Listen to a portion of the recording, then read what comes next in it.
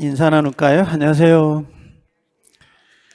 오늘은 그 기출문제 지문 뒤편에 있는 교재 민사특별법인데 워낙 책의 두께가 좀 있어서 민사 뒤에 특별법을 좀 정리해서 이걸 혼자 하면 원래 1시간 정도면 끝나요. 답만 달면 되는 거기 때문에. 근데 여러분들이 있으니까 대략 한번 전체 윤곽 잡고 그 다음에 보자고요. 우리가 그 중개사법 시간에 그거 배웠다면서 주상복합 그거 배워서 아마 좀 낫지 않을까 생각이 되는데 요건 다른 건 없어요. 근데 이 OX 문제는 들어가면 되는데 이게 이제 가장 큰 문제는 주택임대차 보호법하고 이게 이제 주택입니다. 주택임대차 보호법하고 이렇게 보호법하고 들어오는 거고, 그 다음에 요건 이제 상가 건물이에요. 이게 상가 건물이라고 돼 있거든요. 상가 건물, 임대차 보호법 그래가지고, 얘를 주임법 이렇게 얘기하고, 얘를 상임법 이렇게 이야기를 해요. 들어오는데, 보통 작년에는 이제 지금 문제 실려놨습니다. 작년에 문제를. 35회 거를. 주임법하고 상임법이 나오는데 가장 큰 문제가 뭐냐면 대항력이에요. 대항력. 이게 가장 큰 문제인 거고, 두 번째 들어와 있는 문제는 우선 변제라고 하는 거. 그래서 우선 변제권하고요. 변제권하고 그 다음에 세 번째가 들어오는 게 최우선이에요. 최우선 변제권 해가지고 요 세 가지 정도가 지금 가장 큰 논점이에요. 원래는. 다만 이제 주택임대차 보호법에서는 기간이라든지 임차권 등기 명령이 좀 들어오는 거하고 상가 건물에서는 권리금에 관련된 문제가 있습니다. 이런 문제가 있긴 한데 가장 큰 내용은 세 가지 가장 큰 내용이에요. 근데 대항력은 말 그대로 얘는 그 두 가지는 경매하고 관련돼 있는 부분이거든요. 경매와 관련돼 있는 거고 대항력은 경매와도 관련돼 있지만 매매도 돼요. 이건 두 가지가. 그래서 매매와 관련된 거, 그다음에 경매와 관련된 거 되어 있는데 간단히 보면 대항력은 뭐 이러는 거잖아요. 갑이 건물을 가지고 있었고 의뢰한 사람하고 임대차 계약을 체결했어요. 예를 들면 한 2년간 보증금 얼마에 2년간 체결을 했는데 한 1년 정도 됐는데 중간에 소유자가 바뀌는 거잖아요.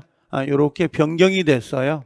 이렇게 그럼 이 사람을 신소유자, 이걸 우리가 양수인 이렇게 표현하거든요. 시험장에 가면 보통은 양수인으로 표현이 돼요. 그러면 요 임차인은 아직 기간이 1년 남았잖아요, 지금. 그럼 이렇게 새로운 소유자에게 자기의 임차권을 주장할 수 있느냐, 이게 가장 큰 논점이거든요.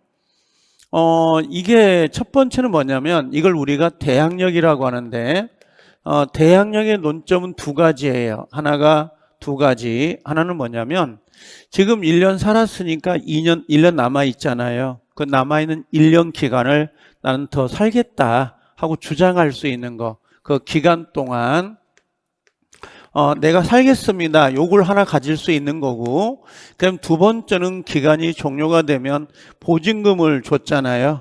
보증금을 돌려받을 수 있느냐. 보증금 반환의 문제. 요게 이제 두 가지의 문제가 대항력이에요. 근데 임대차는 물권이 아니기 때문에 기본적으로는 대항력이 없습니다. 이걸 주장하지 못한다고. 그럼 1년 있다가 주인이 바뀌었잖아요. 그럼 이는 나가야 된다는 결론이에요. 그죠? 그럼 을은 불쌍하잖아요. 불쌍할 거 없어요. 그냥 얘는 누구한테, 요 갑이라는 사람한테 계약을 해지하고 그럼 뭘 청구하면 돼요? 손해배상을 청구하면 됩니다. 손배청을. 그럼 끝나는 거야, 이게. 근데 이제 우리 입장에서는 요 임차인을 계속적으로 그 집에 살게 할 수 있어야 되는 거 아니냐. 그래서 대항력이란 문제가 나오는데 이게 1980년이에요. 1980년에 만들어지기 때문에 그때만 해도 주택보급률이 전체적으로는 한 67%밖에 안 돼요. 이게. 그러다 보면 이분이 나갔을 때 이 보증금 이동 가지고 새로운 집을 구하기가 쉽지 않다는 거야. 그래서 뭔가 대항력을 갖추게 해야 되는 거 아니냐. 그게 들어온 거죠. 이 대항력은 민법상도 있어요. 예, 민법상으로도 대항력을 가지고 있는 경우가 있는데 이 민법상 대항력은 좀 어려워요. 이게 민법상 대항력은 첫 번째는 621조에 따라서 임차권을 등기할 수 있거든요. 등기가 되면 즉시입니다. 즉시 새로운 소유자에게도 이 대항력을 주장할 수 있도록 되어 있어요. 근데 임대차를 등기해 주는 게 쉽지 않거든요. 임대인이 등기를 안 해준다고. 그래서 반대 약정이 없으면 등기를 해주지만 반대 약정이 없으면 등기를 안 해주거든 이거. 그 다음에 또 하나는 뭐가 있냐면 622조에다가 토지를 임대차한 사람이 그 토지에다가 건물을 올려요. 임차인이. 그리고 임차인이 건물에 보존 등기를 해요. 건물 올린 다음에 이렇게. 그래서 이 건물 보존 등기를 하게 되면 그때부터는 대항력이 있다 이렇게 돼 있거든요. 이게 진짜 민법상의 대항력은 상당히 어렵습니다.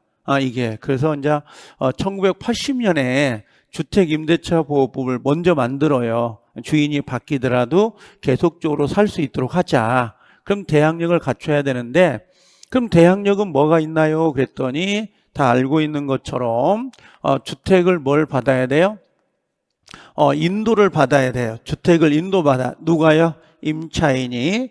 인도받는 건 뭐 별거 아닙니다. 열쇠를 받는다든지 이삿짐을 푼다든지. 그래서 인도를 받고 그 다음에 뭘 갖춰야 되죠? 주민등록이라고 하거든요. 주민등록인데 보통 요걸 우리가 전입신고라고 하죠. 전입신고. 그래서 주택을 인도받고 주민등록을 갖춰요. 이걸 인주라 그래요. 도장 찍을 때 인주 있잖아요. 인주. 빨간색 인주. 그럼 인주를 갖춘 다음 날이라 그래. 다음 날. 다음 날부터 대항력을 갖습니다. 이렇게 이야기를 해요. 대항할 수 있다. 그러면 이제 요걸 다시 정리해 볼게요. 이렇게. 기본 나열만 깔고 바로 볼게요. 저도 집에 가는 건 아니죠. 야간 수업이 있으니까. 자, 이게 어떤 거냐면 이런 겁니다. 만약에 갑이라는 사람과 을이 임대차를 하는데, 자, 을이라는 사람이 인주를 갖춰요. 인주를 갖추는 날짜가 언제냐면, 자, 5월 1일 날 갖췄다고 합시다. 5월 1일 날. 그럼 언제부터 주인이 바뀌더라도 이 친구에게 대항할 수 있다는 말이에요. 요거 인주 갖춘 다음 날 0시니까 5월 2일 0시부터는 주인이 바뀌어도 상관없어요. 을의 입장에서는 대항력을 주장할 수 있는 거니까. 이해되시죠? 그게 대항력이라고. 이렇게. 그런데 문제는 이렇게 됐네. 자, 이제 요게 주인이 바뀌는 원인이 두 개만 잠깐 이야기 해볼게요. 주인이 바뀌었는데 이 주인이 바뀌는 원인이 있어요. 그 원인이 두 가지예요. 두 가지. 하나가 어떤 거냐면 매매로 바뀔 수 있겠죠. 매매로 바뀔 수가 있고 또 하나는 내가 살고 있는 집이 경매로 넘어갈 수도 있어요. 없어요? 있지. 그래서 경매로 넘어갔네. 이렇게. 누구 병이라고 할까요? 그냥 같이? 자, 매매로 물건을 사오거나 경매로 물건을 가져온 거라고. 그럼 문제는 뭐냐면 인주를 언제까지 갖춰야 되냐? 언제까지? 그랬더니 을이 인주가 자 5월 1일 날 갖췄고요. 5월 1일 날. 그 다음에 여기 병이라는 사람 있죠? 병의 소유권 이전 등기입니다. 소유권 이전 등기를 5월 2일 날 갖췄다고 합시다. 2일 날. 도예요? 비슷하게 날짜를 갖다 놔야지 이게 구별이 가거든. 그러니까 이 사람은 언제 한 거야? 인주를 5월 1일 날 한 거죠. 그럼 이 사람은 언제 소유권 취득한 거야? 5월 2일에 등기소 열었을 거 아니야, 문을. 그때 가서 9시에 빠리빠리 움직여서 등기했다고 합시다. 그럴 수 있죠. 그럼 이 사람은 언제부터 대항력을 가져? 5월 2일 0시잖아. 그죠? 그러면 이 친구는 5월 2일 0시에 대항력을 갖추는 거고 이 사람은 언제 소유권 취득해요? 요 병은요. 5월 2일, 이걸 주간이라 그래, 주간. 9시 이후에 등기소 문을 열어야 되니까. 그죠? 그럼 얘는 0시고 얘는 같은 날짜이지만 얘는 9시잖아요. 누가 더 빨라요? 얘가. 그래서 얘는 얘한테 대항할 수 있다, 없다? 있다, 이 말이에요. 그래서 매매일 때는 요 신소유자 등기보다 먼저 인주를 갖춰야 대항할 수가 있어요. 얘보다 뒤에 와버리면 대항력이 있다, 없다? 없다. 그래서 등기, 소유권 이전 등기, 날짜를 가지고 판단을 한단 말이에요. 그럼 여기 경매가 됐잖아요. 경매. 그럼 이건 경매로 낙찰을 받은 거라고. 그럼 이 사람은 언제보다, 누구보다 먼저 있어야 대항력이 있을까? 이 친구는. 자, 경매로 병이 낙찰을 받았다면, 을은, 자, 이제 그림을 그려볼게요. 자, 여기가 을이란 말이에요. 우리 주인공. 여기가 주인공. 을 앞에, 저당권이 붙었네. 저당권이. 근데 얘가 5월 예를 들면 1일인 거고, 병의 인주를 갖춘 날짜가 5월 3일이라고 합시다. 같은 날 할까? 그냥 같은 날? 에라 헷갈려라고. 자, 5월 1일 날. 그럼 이 친구는 5월 1일이 등기가 되는 날이잖아. 그럼 그날부터 5월 1일 주간부터 저당권이 효력이 있다고. 등기소에 등기가 됐으니까. 그럼 이 친구는 인주를 언제야? 5월 1일에 갖춘 거죠. 그럼 다음 날이 언제야? 5월 2일 0시부터 대항력을 갖춘단 말이야. 그럼 이 친구보다 얘가 늦죠? 이해돼요? 경매로 넘어갔죠, 이 집이. 그럼 병에게 낙찰받은 병에게 대항력 있다, 없다? 없다, 이 말이에요. 그러면 이 인주를 갖추려면 경매일 때는 누구보다 이 등기에 최선순위 저당권자보다 앞에 들어와야 돼. 앞에 들어와야 대항력을 갖는 거라고. 그래서 우리가 나중에 대항력은 어떤 게 있어요, 없어요? 라고 물어볼 때 매매로 인하여 소유권을 취득했느냐, 신소유자가 경매로 소유권을 취득했냐에 따라서 인주 요건이 앞이냐 뒤냐 기준점을 기억해 놔야 돼요, 나중에. 그래서 중개사법에서는 요 형태가 나온다고 설명해. 근데 우리는 그게 안 나오고 이 형태보다는 지문으로 나오지. 가불병이 아니고 내용으로 나온다고, 이론으로. 그런 것들. 대항력이 뭔지 알겠죠, 이제. 매매일 때는 누구보다 빨라야 돼? 매매일 때는 새로운 소유자보다 먼저 인주를 갖춰라. 경매일 때는요, 저당권, 선순위 담보권자보다 먼저 인주를 갖춰라. 그게 대항력의 요건이에요. 그래서 매매도 나오고 경매도 나오는 거야, 대항력이. 자, 두 개만 헷갈려 볼게요. 두 개만 이제. 자, 우선 변제와 최우선이 들어오잖아요. 우선이 좋아요, 최우선이 좋아요? 둘 다 좋아요, 둘 다. 자, 우선 변제권하고 그 다음에 최우선이에요. 최우선 변제권이다. 두 개 나오잖아요. 그럼 얘는 우선이고 얘는 최우선이거든요. 최우선을 우리가 다른 말로 뭐라고 불러요? 다른 말로 이걸 소액보증금이라 그래. 소액보증금 이렇게 이야기하거든요. 자, 그러면 여기서 지워보고요. 자, 우선 변제권은, 최우선은 경매가 넘어가야 되잖아요. 모두 경매가 넘어가야 돼요. 그럼 자, 요렇게 해볼게요. 가벨한 사람의 소유자인데 여기에 누가 붙어 있는 거예요? 을이 임차인이에요. 임차인.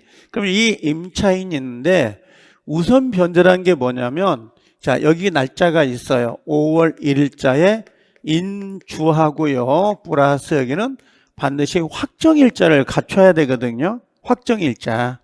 이 확정일자는 계약서에다가 그냥 이 날짜에 임대차 계약을 맺었습니다라고 확인해 주는 날짜예요. 그래서 주택임대차보호법은 그 주민센터에 가셔서 받으셔도 되고 공짜, 아니면 법원 앞에 공증사무소나 법원에 가서도 받아도 돼요. 이거는요, 상관없어요. 근데 거긴 돈을 받아요. 주민센터로 가시는 게 좋아요. 공짜니까. 그럼 계약서 가지고 가야 돼, 안 가지고 가야 돼요? 가져가야 돼요. 확정일자니까.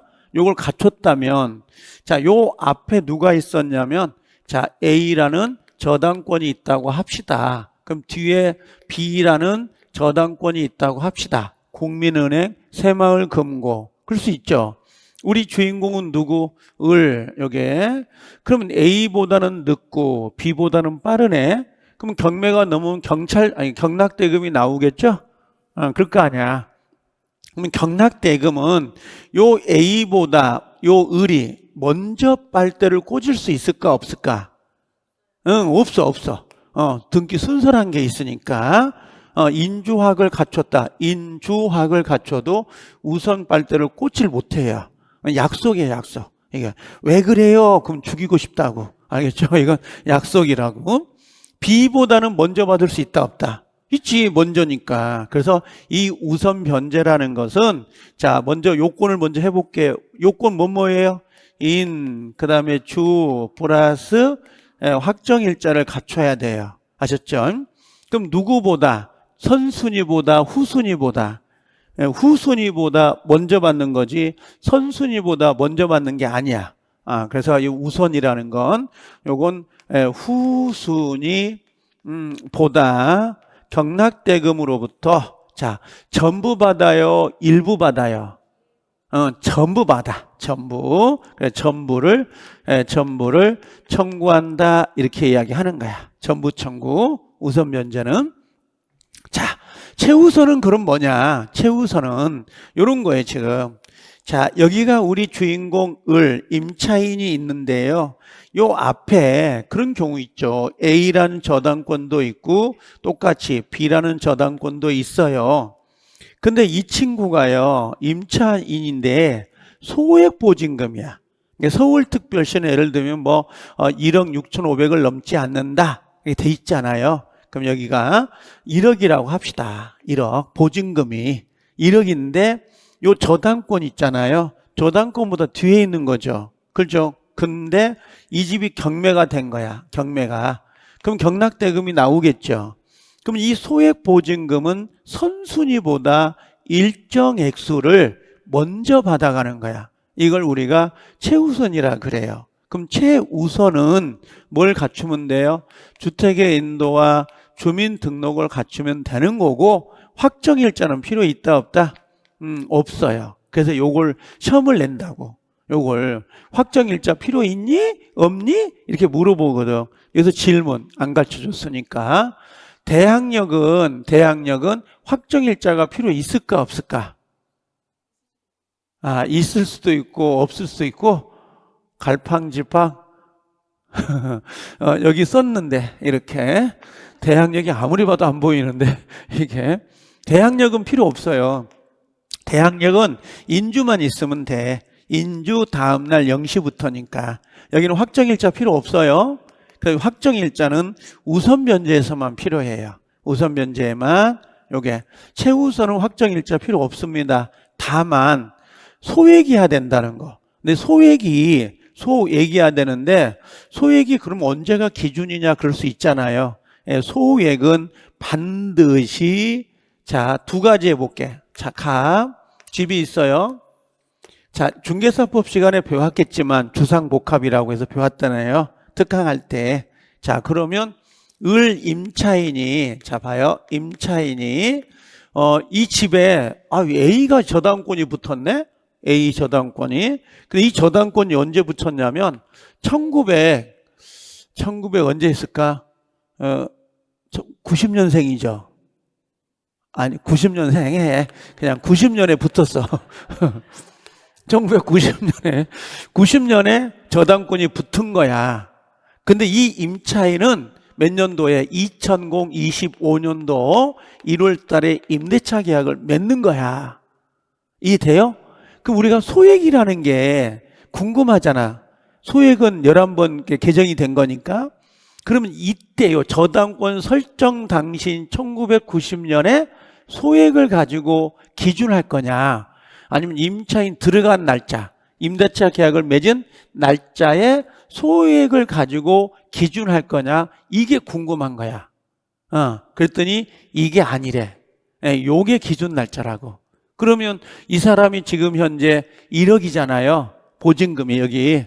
내가 봤을 때는 1990년에 택도 없어. 얘는 소액 못 받아. 왜? 90년에 해봐야 아마 1990년이면 소액 자체가 한 3,500만 원 됐을 것 같아.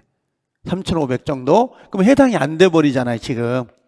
제 말 이해돼요? 그럼 얘는 소액을 못 받는 거야. 우선 면제만 남는 거라고, 이 친구는. 제 말 이해되시죠? 그래서 간혹 가다가 이것도 물어봐요. 소액을 어느 날짜에 기준에서 잡을 건지. 그랬더니 담보물권이에요. 담보물권 설정 날짜가 기준이지 임차권 설정 날짜가 아니라는 거. 요거 하나 체크해 놓으셔야 돼요. 그 다음에 소액보증금은 선순위보다 받는 거예요? 후순위보다 받는 거예요? 최우선은. 요건 선순위예요. 선순위보다 얼마를 받아요? 전부 받아? 일정액을 받아? 일정액. 여기 전부가 아니라 일정액인데 경락대금의 2분의 1을 초과할 수 없도록 되어 있어요. 만약에 이 친구가 1억이잖아요. 그럼 소액을 예를 들면 소액을 한 6천 받아야 된가 봐. 가칭으로 소액을 선순위보다 6천을 받아야 되는데 이 경락대금이 8천에 경락이 됐네. 경락대금이 얼마? 총액이 8천인데 얘는 소액을 얼마 받아야 돼? 6천을 얘가 받아가 버려. 요 을이 6천을 먼저 받아가 버리면 이 A가 썽을 낸다고. 야, 나보다 뒤에 성립된 놈이 어떻게 나보다 더 많이 받아가니? 그럴 수 있잖아요. 이게 역차별이라고. 그래서 제한을 둔 거야. 경락대금의 2분의 1을 넘지 않도록 해라. 그 얼마 받아? 4천을 받아가는 거야. 이해돼요? 그랬더니 연병을 이 을만 소액이 아니라 여기 병도 소액이고 또 정도 소액이네. 소액이 3명이나 있네. 3명이나. 그럼 지금 받아갈 돈은 얼마야? 4천. 그럼 얼마씩 받아가? 4천이면 안 되잖아. 그럼 4천 갖고 n분의 1을 나누는 거야. 이렇게. 그럼 이 사람 받아갈 거 1200, 1300밖에 안 되겠지. 이해돼요? 그러니까 누가 와가지고 야 친구야 내가 있잖아 우리 집에 살고 임차 건물이 경매로 넘어갔어. 그럼 물어보겠지. 나 중개사원 다녔거든. 너 보증금 얼마야? 1억이야. 그런단 말이야. 그럼 너 걱정하지 마. 이거 얼마 다 받아갈 수 있어. 하지만 실제 임차인이 몇 명인지에 따라 또 달라지잖아. 금액이. 또 경락대금이 얼마인지에 따라서 달라질 수 있는 거잖아요. 제 말 이해돼요? 그래서 애울 때는 이걸 먼저 애우세요. 저는 이걸 먼저 애우라 그래. 그래서 우선 면제와 최우선 면제를 구별 못하는 사람도 의외로 많아요. 이걸 먼저 구별을 먼저 하시라고. 아셨죠?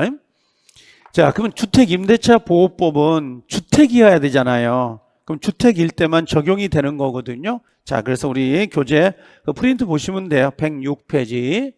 거기 보면 첫 번째 뭐가 있냐면 여기에요. 주택임대차보호법에서는 동법이 적용되려면 뭐 해야 된다는 거예요? 반드시 주거용이어야 돼요. 주거용 건물에 대해서만 적용이 되는데 이게 주거용인지 비주거용인지 이걸 어떻게 구별할 것이냐 그랬더니 공부상 표시를 가지고 구별하는 게 아니라 뭘로 가는 거예요? 실질 용도로 가지고 해요. 실질 용도. 실질 용도로 가지고 구별해야 되지 공부상 표시로 구별을 할 수는 없다라고 하는 거. 그렇게 정리하면 되는데 하나만 더 해볼게요. 여기다가 나온 김에 이런 거 있잖아요. 원래 주거용 건물이었거든요. 주거용 건물인데 일부를 비주거용으로 써요. 비주거용으로. 그럼 이 주임법이 적용될 수 있을까요? 없을까요? 요건 있어요. 여기 예를 들면 우리가 보통 옛날에 보면 주거용인데 앞에다가 점포를 해요. 슈퍼 같은 거. 그리고 그 안쪽에서 가족들이 생활을 해요. 의식주 생활을. 그런 거 보신 적 있죠? 그런 건 주임법이 적용된다는 거. 그 다음에 또 반대로 이제 해볼게요. 비주거용이거든요. 비주거용인데 이걸 일부를 개조해가지고 주거용으로 쓰는 거야. 이거 적용돼야 안 돼요? 이건 안 돼요. 왜? 출발점이 비주거형이니까. 그래서 만약에 상가를 얻어가지고 사업을 하다가 좀 힘들어가지고 월세 기간은 남아있고 그러니까 뭐 간이 침대, 냉장고 갖다 놓고 전기장판 깔고 의식주 생활을 하는 거야. 그럼 적용이 된다, 안 된다? 안 된다는 거. 그래서 요걸로 찾으면 좀 쉬워요. 이런 걸로. 그래서 실질 용도로 따지고 구별한다. 요거 하나 좀 체크해 주시고요. 자, 그 다음에 또 하나. 임차 주택이요. 주택이 미등기였나 봐. 미등기. 미등기 적용해야 안 해요? 미등기 주임법이 적용된다, 안 된다? 예, 적용된다 해야 돼요. 자, 미등기도 적용되고요. 그 다음 또 하나, 무허가도 될까, 안 될까? 되지. 여러분들, 요렇게 원룸 같은 거 보면, 여기 필로티 있잖아요. 필로티, 여기 들어간 출입구가 있고, 주차 공간. 이렇게 있잖아요. 필로티 건물. 근데 방이 좀 조그마니까 준공검사 떨어진 다음에, 여기다가 요 한 방을 2칸 만들어. 2칸 만들어가지고 월세를 받는다고. 무허가로. 그럼 여기에 지금 들어가 살고 있는 사람이 있을 거 아니야. 보증금 얼마에 월세 얼마를. 근데 이 집이 경매로 넘어가 버렸네. 경매로. 그럼 이 사람도 경락대금으로부터 최우선이든 우선이든 받을 수 있어요, 없어요? 있어. 걱정하지 마. 알겠죠? 걱정하지 말고 이게 무허가 건물이더라도 주임법이 적용을 받아서 적용될 수 있다, 없다? 있다. 단 조심할 거. 미등기 건물, 요 미등기잖아요. 근데 요건 상임법은 적용이 안 돼요. 상가건물 임대차 보호법은 적용이 아예 안 됩니다. 왜 그러냐면 상가건물 임대차 보호법은 사업자 등록을 할 수가 있어야 돼요. 근데 미등기나 무허가 건물은 사업자 등록이 안 나와요. 그래서 이렇게 초등학교 앞에 보면 그 주차장 같은 거 단독주택 개조해가지고 떡볶이도 팔고 떡볶이도 팔고 오동도 팔고 오뎅도 팔고 꼬치도 팔고 그랬잖아 옛날에. 근데 차가 지나가면 뿌에 먼지가 쌓여가지고. 근데 그것도 맛나다고 사가지고 먹고 그러지 않았어요? 쭉쭉 빨면서. 그렇죠? 이게. 한 번 빨았는데 또 옆에한테 또 빨아라고 그래, 줘요. 근데 또 맛있다고 빨아요. 그렇죠? 자, 임차권은 상속인에게 상속이 된다, 안 된다? 당연히 되죠. 당연히 됩니다. 상속인에게 5가 된다라는 거. 자, 그 다음에 이제 4번 체크해 놓으세요. 요것도요. 요게 약간 바뀌긴 할 건데, 주택 임대차의 대항력 요건이 아까 뭐라고 했죠? 대항 요건이 뭐죠? 대항 요건이 뭐예요? 대항 요건이? 주민등록, 인주잖아요. 여기다 그 다음에 플러스 뭐예요? 주, 이렇게 하면 되죠. 주택을 인도받고 주민등록이에요. 그럼 이때 신고를 한단 말이에요. 주임법, 주택, 요거 신고. 신고를 하면 행정청에 도달이 되겠죠. 도달하기만 하면 신고로서가 아니라 여기 뭐라고 했어요? 수리 동그라미. 수리한 경우에 비로소 신고의 효력이 발생한다라고 돼 있어요. OX5. 자, 다시 도달이 됐잖아요. 도달이 됐다고 해서 인주가 된 게 아니고 뭐까지 들어가야 돼요? 수리가 되어야 뭐가 된다? 효력이 발생한다라고 했어요. 얼마나 강조했겠어요? 동그라미 이렇게 수리가 되어야 돼요. 수리가 안 되면 안 됩니다. 도달만 되면 된다, 안 된다? 안 된다. 그다음 또 하나만 써놓을게요. 인주라고 썼잖아요. 여기 지금 인주. 이 인주는 성립할 때만 있으면 되는 거예요. 존속 요건이에요. 존속 요건이에요. 이게 존속 요건입니다. 이거 기억해 놓아야 돼요. 계속 돼야 되지. 만약에 인주가 된 다음에 주소를 빼버린 상태에서 주인이 바뀌어버리면 돼야 안 돼요? 안 된다고, 그건요. 그래서 성립 요건인 동시에 존속 요건이다, 이렇게 이야기를 해요. 존속 요건입니다.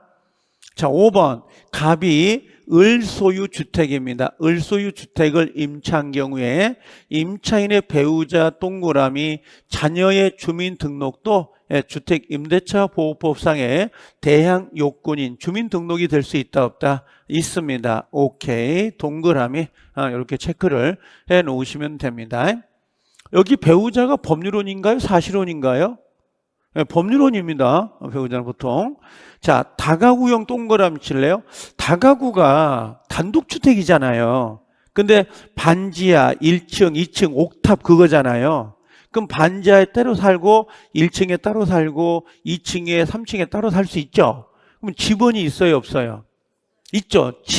동호수는 있어요, 없어요? 동호수는 없지. 있더라도 집주인이 그냥 붙여놓은 거지. 여러분들 원룸 있잖아요.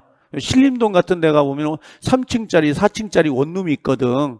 그럼 그건 다가구에 다가구 단독주택이거든요. 다중주택 같은 거. 그럼 거기다가 101호, 102호, 201호, 201호 써졌잖아요. 그건 주인이 나중에 뭐 전기세나 가스요금이나 관리하기 편하기 위해서 붙여진 호실이지 구분 건물이 아니잖아요, 지금. 그래서 여기에 준 거야. 다가구 단독주택은 뭐라고 했어요? 동호수 표시가 있어야 라고 돼 있죠. 그럼 X지, 오케이. 없어도 돼요? 없어도 된다라고 하는 거. 그걸 하나 체크해 놓으시면 돼. 근데 여기 8번 봐볼래? 바로 밑에 8번. 8번에 보면 다세대 보인가요? 요 다세대는 말 그대로 세대를 구분하는 거잖아요. 그럼 다세대는 뭐가 있어야 돼? 동호수가 있어야 돼, 없어야 돼? 있어야 돼. 그럼 동호수가 없이라고 되어 있잖아요. 대항력을 취득할 수 있다, 없다? 없단 말이야. 그래서 8번하고 6번, 7번하고 좀 구별을 해 놓으셔야 됩니다. 알겠죠? 다가구냐, 다세대냐에 따라서 차이가 있는 거니까. 7번, 다가구용 동그라미 치고요. 7번에 다가구용 단독주택은 이사를 하면서 호수를 변경한 전입신고를 다시 뭔가 변경해야 된다라고 했는데, 자, 이게 뭐냐면 잠깐 봐봐요. 처음에 이 사람이 처음입니다. 입주할 때 입주 시에는 요 다가구용이었어요. 다가구용이었기 때문에 얘가 집원만 썼어. 집원 185번. 집원을 썼고 옆에다가 그냥 문짝에 붙어있는 호실을 썼나 봐. 여기다가 401호 이렇게 썼나 보죠. 근데 나중에 이 양반이 리모델링을 해가지고 다세대로 바꾼 거야. 다세대로 리모델링 한 거지. 근데 이 리모델링 했는데 이 사람의 호실이 501호가 된 거야. 요게 제 말 이해돼요? 그럼 처음에 전입신고할 때는 정확하게 전입신고가 된 거죠. 지번이 정확히 된 거잖아. 호실이 401호는 그냥 가칭이니까. 근데 나중에 리모델링 해가지고 다세대로 바뀌었단 말이야. 그럼 401호가 아니라 501호 바꿔줘야 되냐? 이걸 물어보는 거야, 지금. 바꿀 필요 있다, 없다?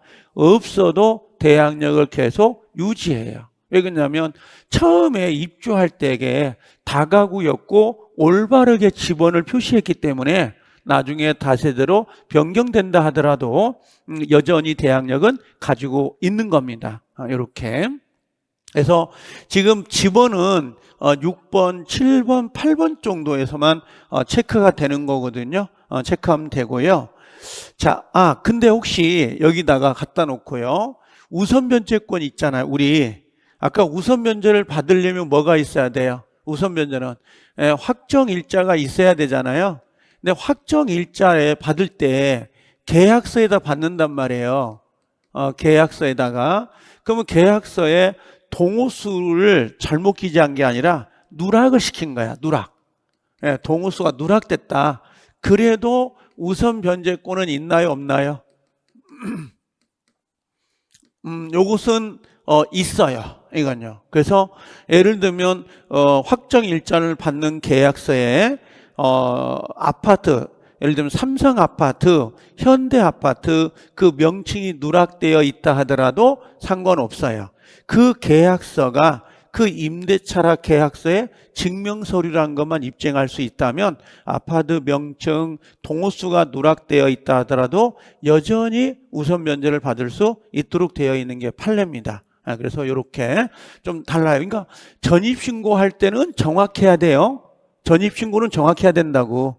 근데 확정일자, 계약서에 쓰여 있는 그 계약서는 정확하지 않아도 된다고. 전입신고는 어디서 해요? 주민센터 하잖아요. 그렇죠? 근데 확정일자는 주민센터에서 받지만 내 계약서를 들고 가서 찍는 거잖아요. 이 동호수가 여기 누락돼 또 삼성 그 아파트 명칭이 누락돼 있다 하더라도 상관없다고. 도장만 찍혀 있으면 확정일자. 자, 그 다음에 그렇게 정리하면 되고요. 자, 여기 9번 이제 어려워집니다. 임차인이 임대인의 승낙을 얻어가지고 전대를 했어요. 전대차는 승낙 얻어야 되죠. 근데 문제는 요거야. 간접 점유, 직접 점유거든요. 지금 요게. 자, 요거예요. 자, 갑이라는 사람이 있고 을이 임차인인데, 자, 임차인 이 사람의 동의를 받아 가지고 이렇게 병에게 뭘 한 거예요? 예, 전차를 한 거야. 보이신가요? 전차를 했다고. 전차를 했을 때 이 병이라는 사람이 새로운 소유자가 왔어. 예, 신소유자에게 자, 대항하려고 그래. 얘도 대항하고 이 친구도 대항하려고 하거든요. 그럼 대항력을 갖추려면 인주를 갖춰야 되잖아요. 그럼 임차인 지금 두 사람이잖아요. 그죠? 요건 누구예요? 예, 직접 점유자. 그 다음에 얘는 누가 돼요? 간접 점유자거든? 그럼 인주를 을이 갖춰야 되냐, 병이 갖춰야 되냐, 이게 문제가 된다고. 누가 갖춰야 돼, 인주는? 병. 예, 그래서 직접 점유자가 인주를 갖추면 다음날 0시부터 누구도 을과 병이 함께 대항력을 갖는다고. 함께. 근데 시험장에 가면 간접 점유자 앞으로 인주를 갖춰야 된다. 이렇게 나오면 틀린 지문이에요. 간접이 아니라 누구요? 예, 직접. 여기 전차인. 요 전차인데 위에다가 누구라고 써야 돼요? 직접 점유자입니다. 직접 점유자 앞으로 인주를 갖춰야 된다. 여기다가 시험장에 가서 간접 점유자 앞으로 이렇게 나오면 OX, X 이렇게 정리해 놓으시면 됩니다. 예, 간접 점유자가 아니라 직접 점유자 앞으로 인주를 갖추면 다음 날부터 역시 뭐라고요? 대항력을 취득하게 됩니다. 이런 식으로. 자, 그 다음에 10번에 가보시면 이것도 어려운 판례거든요. 10번도요. 입주 전입신고를 마친, 여기서 중요한 게 이 사람이에요. 주택 소유자. 이 사람이 중요합니다. 주택의 소유자. 그럼 주택의 소유자가 그 주택을 타인에게 매도했어요. 보이죠? 매도했다고. 그리고 다시 동시에 종전 상태를 유지한 채 다시 임차인이 되는 거야. 그 사람이. 그러면 자, 궁금한 게 지금 인주를 갖춰야 되잖아요. 그죠? 인주를. 자, 다시 해보면 갑이라는 사람이 소유자였어. 소유자인데 이 친구가 인주를 갖추고 나서 살고 있지. 소유자로. 근데 얘가 팔았다고. 누구한테? 을에게 매매가 된 거야. 매매가 됐는데 이 친구가 이제 뭘로 바뀌는 거야? 임차인으로 바꾸는 거야. 임차인. 계약하면서 그렇겠죠, 뭐. 임차로 들어가 살겠다고. 근데 문제는 우리는 인주 다음날 0시부터 대항력을 갖잖아요. 그럼 지금 이건 소유자로서 인주가 된 거지. 그럼 얘가 주소를 뺐다가 다시 여기서 들어올 리가 없어요. 그럴 거 아니야. 들어온 날 다음날 0시가 아니니까. 그냥 주소 그대로 가지. 그렇죠? 그럼 이 친구는 언제부터 임차인으로 볼 것이냐? 요게 문제가 된 거야. 주소를 안 뺄 거니까. 그랬더니 안 뺀다니까. 그냥 아니. 그거 아니라니까. 이제 이야기 하려고 하는 거니까. 이때 요 새로운 매수자 있잖아요. 매수자 앞으로 소유권 이전 등기야. 예, 소이등 다음 날이야. 다음 날. 다음 날부터 얘를 임차인으로 취급하는 거라고. 그럼 얘가 5월 3일 날 됐어요. 그럼 얘는 언제부터? 5월 4일 0시부터 임차인으로 취급을 해준다고. 예, 그거 물어보는 거야. 근데 시험장에 가면 처음부터 그러면 안 돼. 그거 잘 넘어가거든. 그래서 여기는 뭐라고 되어 있어요? 여기요. 최초 전입신고일 이 길부터 발생한다. OX, X. 누구 앞으로 써놔야 돼? 신소유자고 할까? 매수자 앞인데 원래는. 이거 쓸게요. 매수인 앞으로. 매수인 앞으로 뭐가 들어가야 돼요? 소유권 이전 등기 다음 날이에요. 다음 날. 그날 아니에요. 다음 날부터 임차인으로 취급을 해준다고. 이런 판례는 어려운 판례들이죠. 이런 게. 자, 그 다음에 11번에 보시면 주민등록이 직권 말소가 됐어요. 자, 이건 이제 요걸 해볼게요. 잠깐만. 이 직권 말소도 판례거든요. 자, 요 그림 지워도 되죠? 이거 그냥 보면 안 보여요. 근데 그림을 그려놓고 보면 보이거든요, 이게. 자, 이게 어떤 거냐면 요거예요. 자, 여기 을이라는 사람이 임차인이에요. 얘가 인주학을 갖추고 산다고 합시다. 살고 있었는데 그 공무원들 그 행정기관에 따라 주민등록 일제 정리기간 뭐 그런 거 있다고.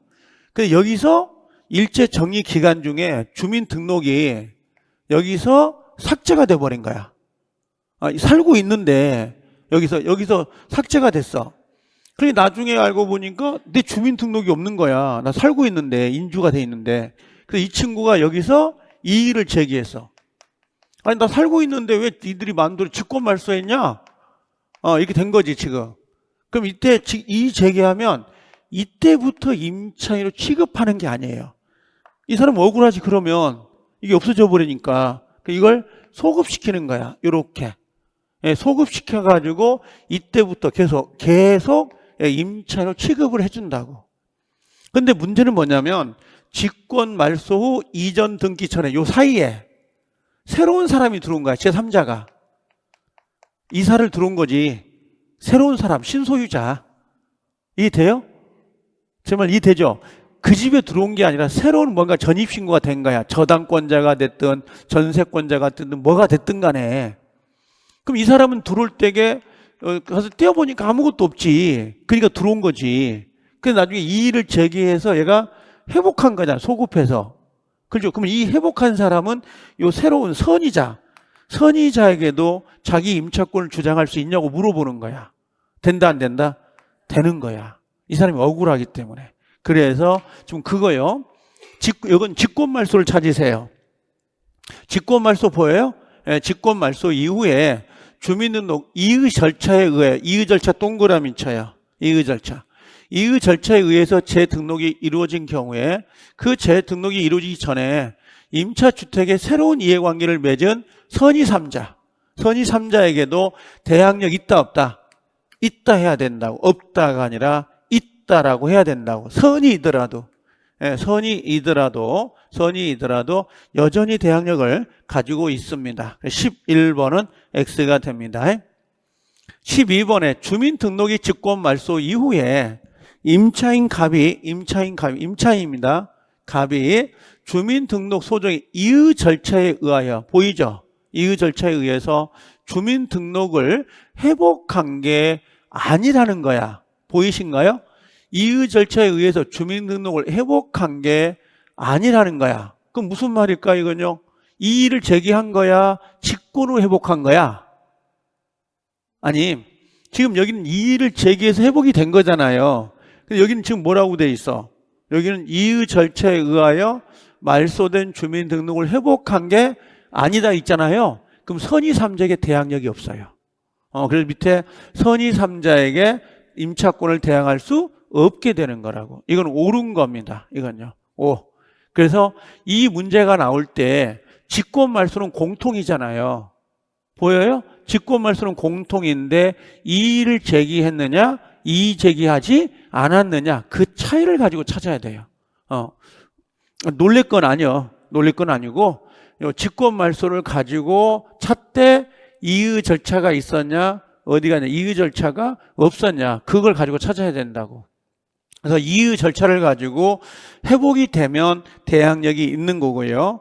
이의 절차가 없이 재등록, 직권에 의해서 회복이 됐다면 이건 대항력이 없습니다. 그래서 그 차이점 체크해 놓으시죠. 요건 X, 이건 동그라미. 요거는. 자, 그 다음에 13번에 오시면요. 13번에 주택이 매매됐어요. 자, 아까 우리 문구세요. 매매가 됐을 때 대항 요건하고 경매가 됐을 때 대항 요건을 누구보다 빨라야 되냐 그 있었잖아요. 경매는 누구보다? 경매는 요 매수인 앞으로 소유권 이전 등기, 소이등보다 빨라야 된다고. 신소유자보다 빨라야 되고 경매는 누구보다? 최선순위 저당권 일자보다 빨라야 된다고. 알겠죠? 정말 이해돼요? 그럼 날짜가 같으면 어떻게 돼? 요 날짜 같은 거 써놓으세요. 최선순위 저당권이 5월 1일자야.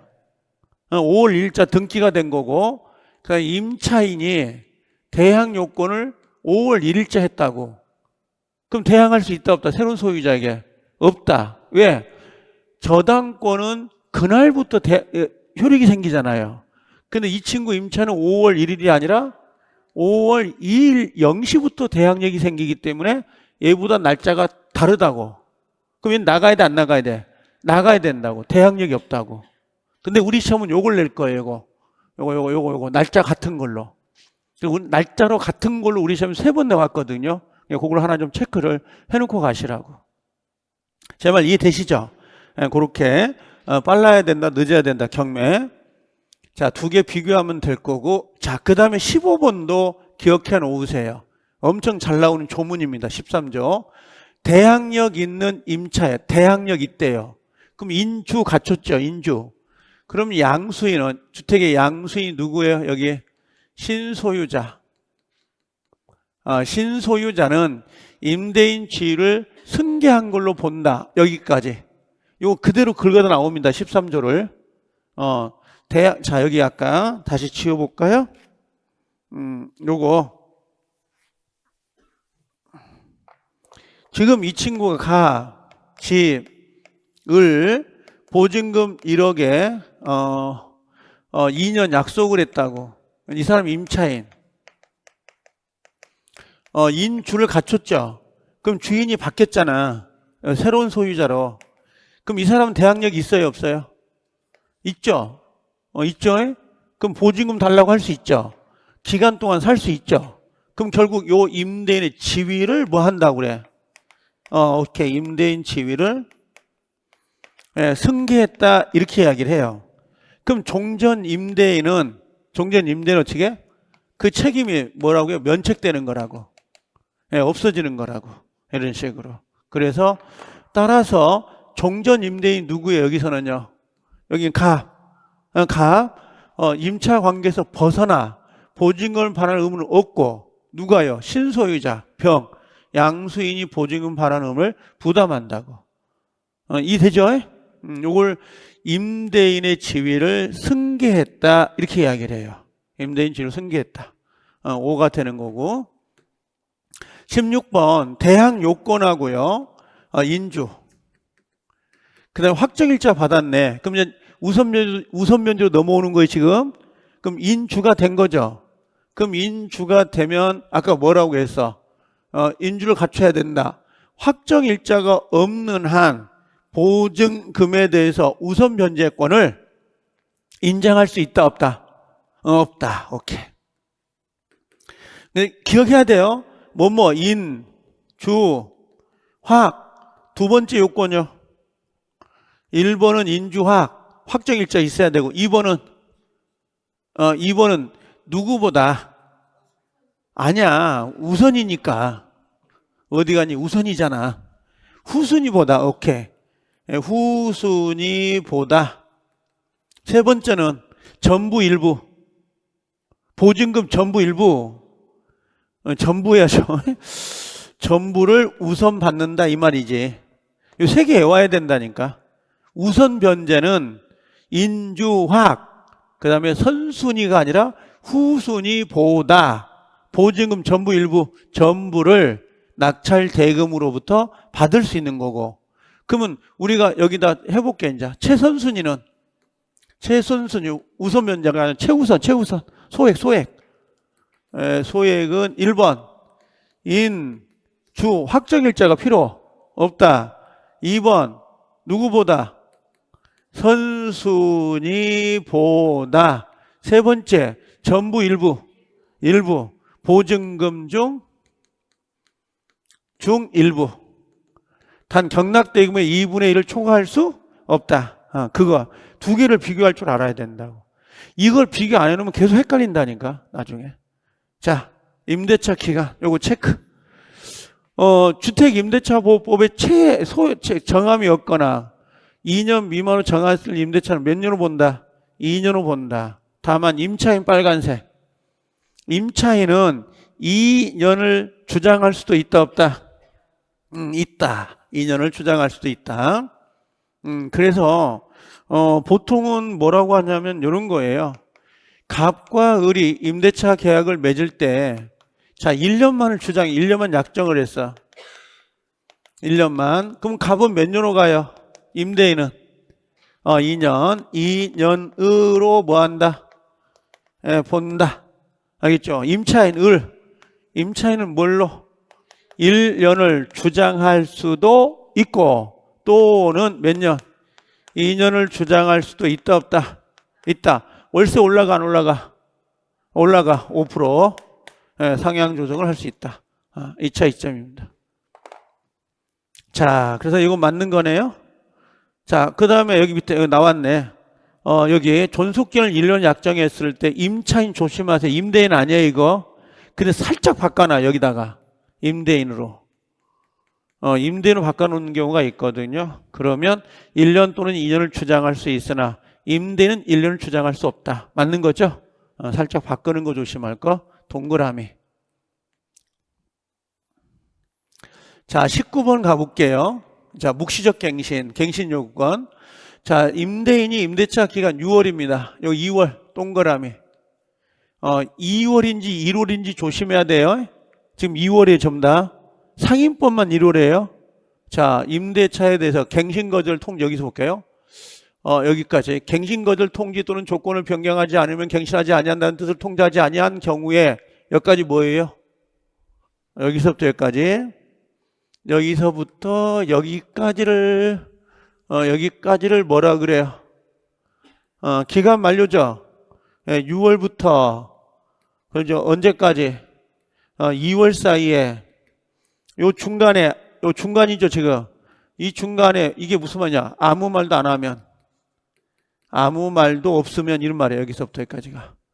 아무 말도 없으면 이거죠. 그 기간에 뭐라고요? 만료된 때 전 임대차와 뭐 한다? 동일한 조건으로 다시 임대차인 걸로 본다. 법정갱신. 묵시적 갱신. 묵시적 갱신. 됐죠? 근데 임차인 들어왔죠? 임차인 임대차 기간 만료 전 1월이에요? 2월이에요? 임차인은? 아니 2월이에요. 그래서 틀린 거예요, 이건. 1월이 아니라 둘 다 2월이에요. 둘 다 2월. 조인법은 무조건. 자, 그래서 또한 같다. 2월로 바꾸라고. 똑같이 2월 해야 된다고. 여기가. 1월이 들어가면 안 된다고. 그럼 계약을 갱신한 날로부터 몇 년을 본다? 2년으로 계산한다. 최단이니까. 자, 그 다음 이익이 동그라미 쳐요. 참 이익이죠. 상인법은 3개예요. 여긴 이익이고 연체가 됐습니다. 그 다음에 요거 의무를 그때 법정갱신 인정된다, 안 된다? 안 된다라고 되어 있습니다. 이렇게. 체크. 그 다음에 밑에다가 이제 지워볼게요. 제가. 객관식 문제 하나 나와 있는 거 보이시죠? 자, 요거 끝트리 거, 요렇게. 자, 이제 갱신 요구권을 좀 정리하자고. 잠깐 봐봐요, 여러분들. 갱신 요구권. 갱신 요구권은, 몇 번이죠? 1회죠, 1회.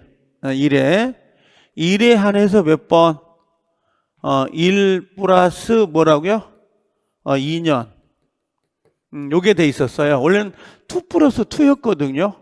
근데 이걸 좀 수정해 달라고 해서 국회에서 1 플러스 2로 한 거야.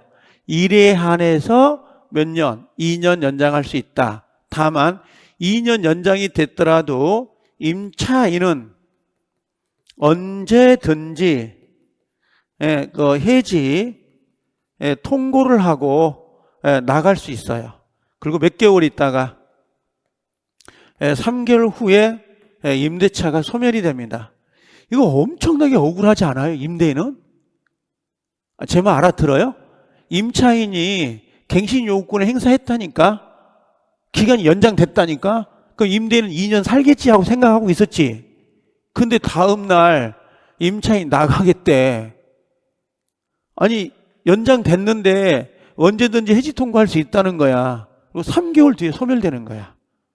갱신 요구를 했다 하더라도. 아셨죠?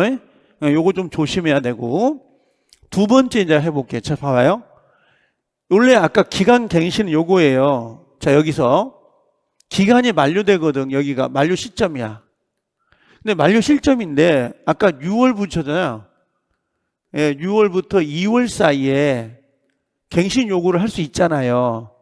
근데 여기서 이제 3개월 남겨놓고 갱신 요구를 한 거야. 제 말 이해돼요? 그럼 3개월 남겨놓고 갱신 요구했을 때 이때부터 2년이 가는 거냐? 요거 2년이니까. 아니면 요 기간 만료, 요거 만료 시점 원래. 여기서부터 2년이 가는 거냐? 이게 문제가 됐던 거야. 제 말 이해돼요, 지금? 자, 이제 요걸 해볼게요. 요거. 알가불가 할 건 없어. 자, 24년도 3월 10일자에 기간 만료가 돼요. 2월 며칠이에요, 지금? 3월 10일자로 기간 만료가 되죠. 자, X 임대차 계약인데 갱신 요구 통지를 했어. 그 기간이 언제냐면 통지가 1월 5일 날. 24년도 1월 5일 날 통지가 된 거야. 1월 5일 날 통지가 됐고 갑에게 도달됐어. 근데 갑이 갱신 거절 통지를 하지 않았어. 거절 통지를 안 했다고. 그럼 연장이 되는 거잖아. 갱신이 되는 거죠. 그리고 갱신됐다. 그 후에 을이 갱신된 계약 기간이 개시되어 자 1월 29일 갱신된 임대차 계약의 해지를 통지했어요. 그러니까 뭐냐면 개시되기 전이잖아요, 지금. 여기다 그랬나? 알아들어요? 그래서 여기서 3월 10일 날 만료가 됐는데 1월 5일 날 갱신 청구를 해가지고 아무 말이 없는 거야. 근데 언제 나간다고 그랬어? 1월 29일 날 나가겠다는 거야, 이 나쁜 놈이. 아니다. 해지 통지한 거죠. 계약갱신 임대차를 해지했죠. 해지 통지한 경우에 1월 30일에 갑에게 도달했다. 그럼 지금 3월 10일자죠, 지금. 근데 여기 언제 한 거야? 1월 29일 했고 30일 날 도달이 된 거지. 그럼 이건 며칠이에요, 지금요? 2달 전이에요? 한 달 전이에요? 3월 10일 날이잖아요. 지금 3월 10일 날이고 얘가 언제예요, 지금? 30일이죠. 그럼 이때부터 몇 개월 들어가야 돼? 여기까지 3개월로 가느냐, 여기서부터 3개월로 가느냐, 이걸 물어보는 거야, 지금. 이 문제가. 자, 다시 3월 10일 날이 만료죠. 근데 1월 언제 했어요? 5일 날 통지했죠. 갱신이 된 거지. 근데 얘가 기간 만료되기 전에 나가겠다는 거야. 우리 보통 갱신이 되면 이날 언제 갱신이 된 거야? 1월 5일 날 토달했고 통지하지 않았잖아요. 갱신됐잖아. 그럼 여기서부터 갱신이 되는 거야. 이렇게 갱신이 되는데 언제 나간다고 그랬어? 1월 29일 날 갱신된 그 있잖아요. 임대차 계약을 해지한다고 통지를 보낸 거야. 그럼 아까 임차인은 언제든지 해지할 수 있다고 그랬잖아요. 갱신이 됐다 하더라도. 그래서 여기서 언제야? 1월 29일 날. 그럼 이게 도달이 30일이잖아요. 그럼 이때부터 언제야? 요게요. 요게 언제부터? 29일 날 의사를 표시했고 도달이 된 다음에 3개월 뒤에 끝나야 될 거 아니야? 제 말 이해돼요? 요게 3개월이니까. 그럼 요게 이제 1월, 2월 30일, 3월 30일, 4월 30일. 그때 끝나는 거야. 3개월 뒤에. 요걸 찾는 답이었다고. 요게. 제 말 이해돼요? 그래서, 이게 요거 물어보는 건 요거야. 임대차가 갱신 요구권을 행사해서 갱신이 됐을 때, 이때부터 갱신이 되는 거잖아요. 갱신이 됐을 때 중간에 해지 통지할 수 있죠. 그럼 해지 통지가 됐다면 해지 통지가 2년 되기 전에 해지 통지 된 거죠. 그럼 무조건 몇 개월 있다가 3개월 있다가 소멸됩니다. 그런 의미라고. 이걸 말하면 임차인은 언제든지 해지 통과할 수 있고 그게 도달한 날로부터 3개월이 있으면 소멸됩니다. 그걸 문제화시킨 거라고, 이게 지금. 그럼 우리 생각은 이때부터 하면 안 된다는 거지. 요 3월 10일. 여기 원 기간이 이날 만료잖아요. 이날부터 3개월을 계산하면 안 된다 이 말이야. 그러면 3월 10일이니까 4월 10일, 5월 10일, 6월 10일, 6월 10일 찍은 사람이 많았다고. 요 4번을. 그게 아니라 요 날부터 계산을 하는 거라고. 요 날부터. 그게 이제 문제가 됐던 건데, 나와야 안 나와, 이제? 안 나와. 이게 이제 나온다면 중개사법으로 나올 수 있어요. 중개사법으로 나올 수 있지만, 우리 민법에서는 안 나온다고. 이게 24년도 3월달 판례거든요, 이게.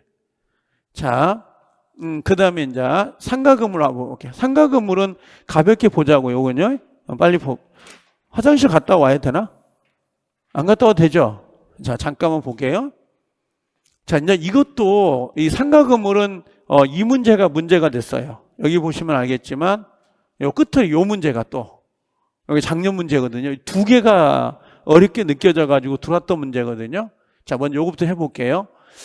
상가 갱신 요구권은, 최초의 기간을 포함해서 몇 년간이죠? 10년간이고, 법정 갱신 기간은 포함이 된다, 안 된다? 이건 포함되지 않는다라고 되어 있습니다. 아셨죠? 묵시적 갱신은. 그 최초의 임대차 기간, 전체 임대차 기간 몇 년이요? 10년을 넘지 않는 범위 내에서만 할 수가 있는데, 이게 예전에 5년이었었어요. 5년이었다가 개정이 되면서 10년으로 지금 늘어난 거예요. 그럼 임차는 그 장소에서 몇 년간 장사를 할 수가 있는 거예요? 10년간 장사를 할 수가 있는 거라고. 자, 그 다음에 최초의 임대차 기간이라 하면 이 법 시행 이후에 이게 무슨 말이냐면 요거예요. 잠깐만요. 원래 갱신 요구권이 상인법이 전에 있었는데 상인법이 이 갱신 요구권이 들어온 거야. 이게 최초의 기간을 포함해서 예를 들면 10년 했다고 합시다. 그럼 이때 지금 법이 들어온 거죠. 그럼 그 전에 장사하신 분이 있을까 없을까? 있겠지. 그러면 그때 문제가 된 게 갱신 요구 제도가 생겼을 때 이때부터 10년이냐 아니면 요거 실제 내가 거기 들어가서 장사를 하는 날이 있었을 거 아니에요. 그때부터 10년이냐 이게 문제가 됐던 거야. 이 최초의 임대차 기간을 어디로 기준점을 삼을 거냐 그랬더니 이게 아니라 이날부터 잡는 거예요. 이날부터. 그래서 여기 보면 이런 거는 실제 우리 시험에 안 나오고 중개사법도 연결될 수는 있다고. 실무 쪽으로 가는 거니까. 그래서 여기 보면 어디예요? 여기 법 시행 이후에 체결된 임대차 계약에 있어서나 위 시행되기 전 보이죠? 전에 체결되었다가 이 법 시행 이후에 갱신된 임대차 계약에 있어서도 모두 당해 상가 건물에 관하여 최초로 체결된 임대차 계약 기간을 의미한다 그랬어요. 그래서 법이 새로 개정될 때부터가 아니라 원래 자기가 그 장사를 할 때 처음에 계약할 때부터 10년을 계산하는 거라고. 이건요. 나중에 뭐라고 그래? 주인이 나가 그랬다고. 그랬더니 임차인이 아니 법이 개정된 이래로부터 제가 3년밖에 장사를 안 했는데 왜 내가 나가요? 그럴 수 있다는 거지. 그럼 집주인은 네 지금 장사한 지가 23년이야. 그럴 수 있다는 거죠. 그럼 나가야 돼 안 나가야 돼? 나가야 되는 거야 그건. 자, 갱신되는 임대차는요 전 임대차와 동일한 조건으로 다시 계약한 걸로 본다. 다만 몇 분의 몇? 100분의 5에서 증감할 수 있다 없다? 할 수 있다 없다? X. 왜 X일까요? X일까요? 여기는 증이 있잖아요. 5분의 1이 맞아요. 5분의 1이 맞는데 요 감액에 대해서는 없어요. 그게. 감액에 대해서는 뭐 없습니다. 이게 내용 자체가. 그래서 이렇게 하나 체크해 놓으세요. 여러분들은 주임법이 얼마였어요? 아까 주임법이 20분의 1이고요. 상임법은 얼마예요? 상임법은 100분의 5라고 하시면 돼요. 5%예요. 그렇게 정렬을 해 놓으시면 됩니다. 이렇게. 규정 자체가 없긴 해요. 근데 할 수 있다. 이렇게 나오면 문제가 되긴 하죠. 이런 것들은요. 자, 그래서 한번 체크를 좀 해놓고 갈 필요가 좀 있습니다. 이걸 감액할 수 있다. 잠깐만요. 이게 규정이 없으니까 요건 다시 정리하자고. 요건 맞는 걸로 해 주셔야 되겠다요. 맞는 걸로. 잠깐 봐봐요. 주임법은 증액에 대해서 5%라는 거 있죠. 20분의 1, 5%가 규정이 있어요. 근데 감액에 대해서는 요 규정이 적용이 안 돼요. 그래서 마음대로 깎을 수가 있거든요. 근데 상임법은 상임법은 이 규정이 없어요. 이 규정이.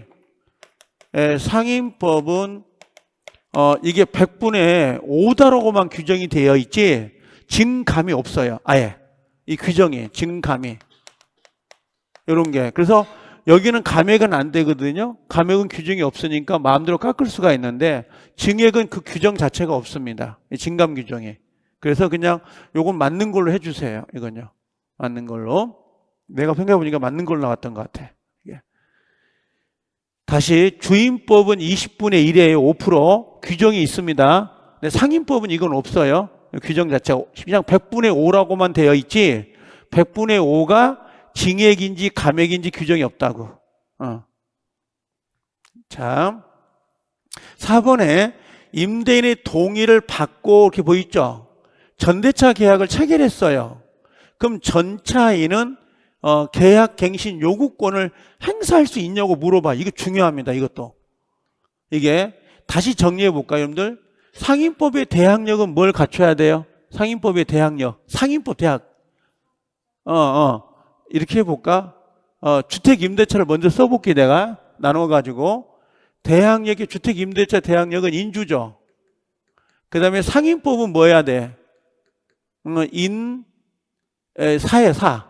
사업자 등록증이 교부가 아니라 신청이에요, 신청. 신청해야 돼요. 여기 교부 들어오면 안 됩니다. 신청한 날, 다음 날 0시예요. 왜냐하면 행정처리는 원래 4일 이내에 처리하거나 7일 이내에 처리돼 있다고. 근데 우리가 세무서 가면 사업자 등록증을 그날 주잖아요. 그죠? 근데 원래는 그렇게 주는 게 아니라고, 원래는. 그래서 교부가 아니라 신청 다음 날 0시예요. 교부가 아니고, 교부는 받은 거잖아요. 이건 신청 다음 날이라니까? 교부가 나오면 틀리다고, 우리 시험에. 그 다음에 두 번째, 우선 면제. 인주, 확이 나와야 돼요. 여기는 뭐가 나와야 돼? 확이 나와야 돼. 확정일자. 인사확은 세무서에서 받습니다, 이건. 계약서 들고 가고. 그 다음에 최우선. 최우선은 주, 소액이고, 여기도요. 인사, 소액입니다. 이렇게. 그래서 주임법과 상임법에 약간 다른 건 다 똑같은데 여기 사업자 등록 요것만 달라요. 요 교부냐 신청이냐 요것만 다르고 나머진 주잖아요. 사고 이렇게. 나머진 같으니까. 자, 다시 해볼까요, 이제? 문제는 아까 갱신 요구권은 최초의 기간을 포함해서 10년이잖아요. 근데 중간에 그 상가가 바뀐 거야. 전차인으로. 전대를 했다고. 그러면 그 앞에 있는 임차인이 5년을 썼어. 갱신 요구권을. 그럼 전차인은 그때부터 10년을 쓰는 거냐? 그 임차인에 남아있는 5년만 쓰느냐? 이게 문제가 된 거라고. 그랬더니 5년만 써요. 요 기간 범위 내에서. 원래 기간 범위 내에서만 대위해서 갱신 요구를 행사할 수 있다라고 해야 되지. 자기가 또 10년을 써버리면 임대인은 내보낼 수가 없어. 무슨 말인지 알겠죠? 오케이. 자, 그 다음에 갱신 요구권에 관하여 전체 임대차 기간을 10년으로 제한하는 규정은 법정 갱신, 아까 묵시적 갱신은 포함이 안 된다고. 그래서 그 사람이 10년만 장사하는 게 아니라 15년, 20년 장사할 수 있던 이유가 자동갱신 때문에 그래요. 묵시적 갱신. 적용되지 않는다, 포함되지 않는다 이런 말이에요. 포함되지 않는다 그러면 됩니다. 자, 6번 권리금은 조심해야 돼. 권리금은 항상요. 권리금은 누가 누구한테 지불하는 거예요? 신규 임차인이 되려는 자가 누구에게? 임차인에게 주는 거지 임대인에게 주는 게 아니에요. 그래서 지급하기로 하는 계약을 말합니다. 자, 그 다음에 권리금을 임차인 수수할 때에 임대차 기간 끝나기 언제부터? 6월부터 종료시까지 임차인이 권리금을 수수하는 것을 임대인이 방해해서는 아니 됩니다. 이건 기간이 없어요. 6월부터 1월이 아니라 6월부터 종료시까지라고. 이게 원래 3개월이었거든요. 근데 바뀌어가지고 6개월로 지금 늘어난 거예요. 6개월로. 알아듣죠, 지금? 그래서 뭐라고 해요? 특별한 사정이 없으면 권리금 계약에 따라 임차인, 주선한 신규 임차인 대리자로부터 권리금을 지급받는 걸 방해해서는 안 된다고. 근데 만약에 임대인이 방해를 해버렸어요. 임대인이 방해를 했다. 그럼 방해를 하면 손해배상을 청구할 수 있다고. 손해배상을 높은 걸까 낮은 걸까? 그냥 낮은 거예요. 나와. 예, 낮은 건데 언제부터 받을 수 있냐 이거지. 방해 행위가 종료된 날로부터 받느냐, 임대차가 종료된 날로부터 받느냐. 아님. 자, 여기가 이런 거예요. 지금 기간 만료가 여기잖아요. 그렇죠? 근데 여기서 방해를 했다고. 방해. 그럼 방해가 종료된 날로부터 3년이냐, 아니면 임대차가 종료된 날로부터 3년이냐, 요게 문제가 됐다고. 3년은 알겠죠? 3년은. 이때부터예요. 그래서 임대차가 종료된 날로부터 낮은 금액인데 임대차 종료일부터 3년. 방해가 종료된 날이 아니에요. 임대인이 권리금 수수를 방해해야 할 방해를 종료한 날로부터 3년이 아니라고. 알아듣나요? 임대인이 방해를 했다니까. 임차인이 들어오려고 하는데 막 권리금을, 아니 월세를 엄청 올려가지고 못 들어오게 한다든지 근다고. 그러면 임차인 입장에서는 권리금을 수수할 수가 없잖아요. 그럼 넌 내 권리금 수수를 방해했잖아 하고 손해배상이 들어갈 수가 있다고. 그때 임대차 종료일부터 몇 년 안에, 3년 안에 받을 수가 있다고. 손해배상을. 임차인이 누구한테? 임대인에게 방해했으니까. 자, 여기 나왔네. 그 임대인은 그 손해의 배상을 책임이 있다. 요걸 말하는 거예요. 그럼 언제? 여기 나왔다. 낮은 거 동그라미 9번에 손해배상은 신규 임차인이 지급하기로는 권리금이 있었나 봐. 5천만 원. 예를 들면 약속한 금액이. 근데 그 당시 바닥 권리금 있잖아요. 보통 기본 권리금이, 종료 시 권리금이 한 3천이었나 봐. 그러면 새로 들어올 사람이 임차인이 주기로 한 금이 얼마였어? 5천이죠. 지금 시세는 얼마? 3천. 그럼 낮은 거 높은 거? 낮은 거 3천으로 낮은 걸로 해가지고 지급해야 된다고. 그럼 언제부터? 여기 다 썼네. 괜히 썼네. 임대차가 종료된 날로부터 몇 년? 3년인데 밑에 쓰라고. 여기가 방해가 종료된 날. 방해. 여기가 방해입니다. 방해가 종료된 날. 그럼 X라고. 방해가 종료된 날로부터 그럼 X가 됩니다. 이해되셨죠? 자, 요렇게 해놓고 잠깐 쉬어요. 너무 길어져 버렸어요. 잠깐 쉬었다 오세요.